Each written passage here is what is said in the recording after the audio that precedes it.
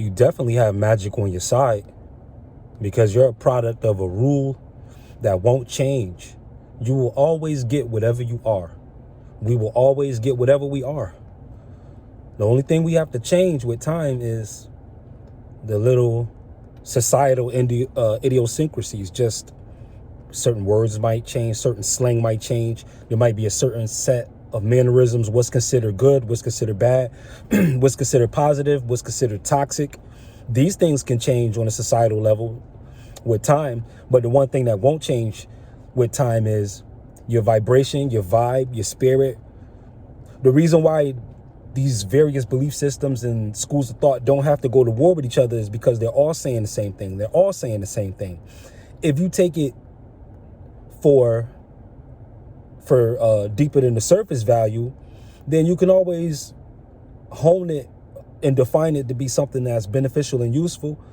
But if not, if you look at it from the outside and only take it at face value, what's going to end up happening is you're going to find a subject or object to put in the place of that physical demonstration. So this might include bodily harm to yourself or others, abuse to yourself or others, and or the environment.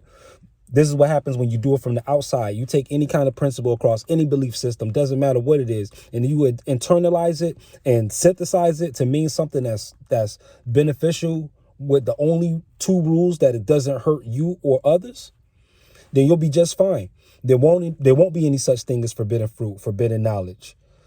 You'll have the knowledge of good and evil, but it doesn't mean that you're going to be engaged in good and evil. See, there's the knowledge of good and evil, and there's the tree of life. You already have life. So that tree of life is actually you. And you are going to be eating from the tree of the knowledge of good and evil regardless, because you're coming in a world where there is good and evil, where there is duality. So you're going to eat from that fruit from that tree regardless. You could choose not to chew. You can choose not to chew up the fruit, but you're going to choke. You can choose to spit it out, but you're not going to understand why certain things keep happening to you. And you won't understand how to break through some of these loops if they're working against you. So you do have to eat that fruit. And that serpent is going to present it to you. And you're going to realize that you're naked, because not all gods are viewed the same across all cultures. This particular Yahweh, or Jehovah, as they say, he's a war bloodthirsty deity according to a lot of other belief systems. And if you're coming from the West, from a place like America, this may be a concept that has never been introduced to you. You have to go out to California or something like that to get these takes. Because in order to be, let's say this is all one big court case, this thing called life.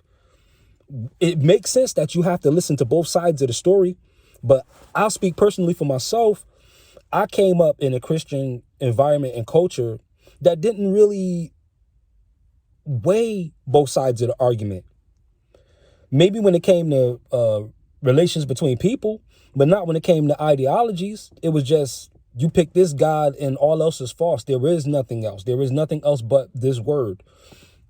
When in fact, Jesus himself in that very word did not call this word the truth. Or he didn't call it truth. He just said the truth will set you free. And then in one place he says, in the pursuit of truth. He's talking about you finding peace in the pursuit of truth, because truth is, there's never really the truth. There's just truth, because the in quotations, the can change. That can be liquid. What can be true 100 years ago may not be true today, but truth itself is not going to change with time. So just understand your power, understand your magic, and know that you got it down here. You can take in this information. You don't have to look at yourself like a weaker vessel. Like, you don't have to look at yourself like you're vulnerable, like you're porous, like your fortress of sanity is compromised. You don't have to question that. Just take a thought and launch it. Take a thought and go with it. Because 100% of the time you're right. See, they don't teach you that you're right. We're being taught that this thing is wrong and that thing is right. But the truth is everybody's right.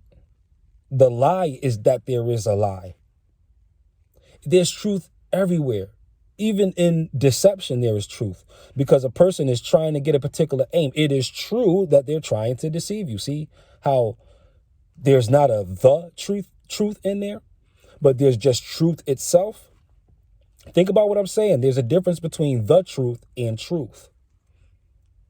You can't have a spirit of the truth without like this underlying sense of separation and prejudice.